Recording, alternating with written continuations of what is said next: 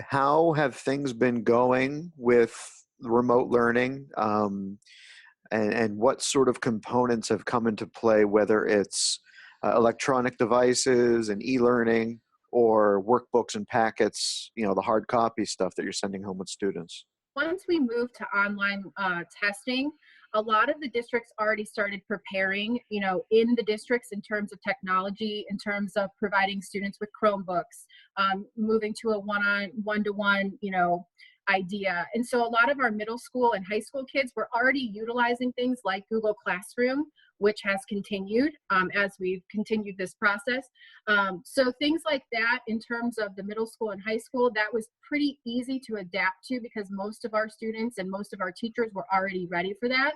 I think it was more of our elementary teachers that were struggling a little bit at first because they wanted to provide those packets. They wanted to send home, information to the kids, and they worked to put all of those things together. And as we've kind of gone through this process, we've learned that some things have worked, some things have not.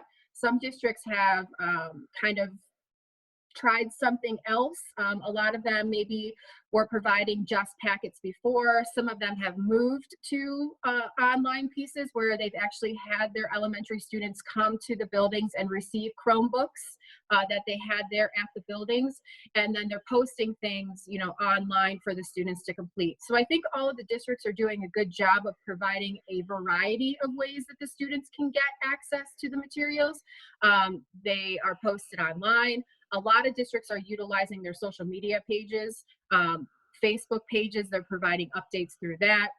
A lot of the teachers have started their own private Facebook pages where they meet with their classrooms every single day. They post their assignments, activities.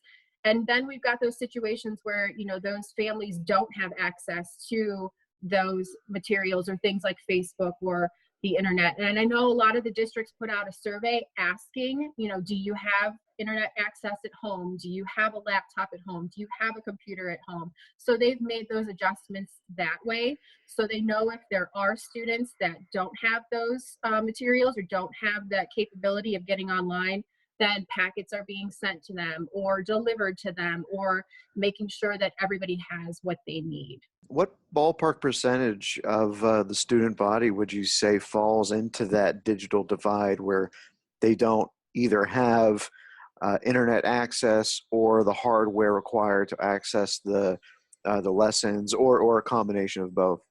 I don't know the exact number, but I know that the majority of folks at least have, or parents have, a phone that they can at least access, the school website or something like that. So I think where there's some issues is if there's kids that, or families that have multiple students and maybe there's just one laptop at home and there's 3 or 4 kids trying to work on assignments at one time, that I think might be more of a struggle. But I think based on all of what the schools and the districts are doing, the majority of the families have some kind of access to something. And then they're looking at other ways. I know a lot of the cable companies have started offering, free setup or free, they can connect to those things.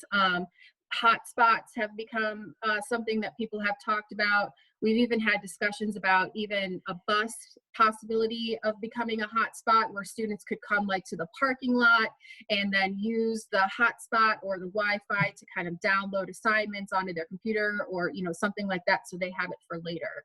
But I think for the most part, the majority of our families have something. It's just, is it enough to complete all of those assignments that are needed? But as long as they're notified or they can see what's happening, I think that they have access to that. Brain Gained is sponsored by Sweeney Chevrolet Buick GMC, the Mahoning Valley Manufacturers Coalition, and the Moransky Companies.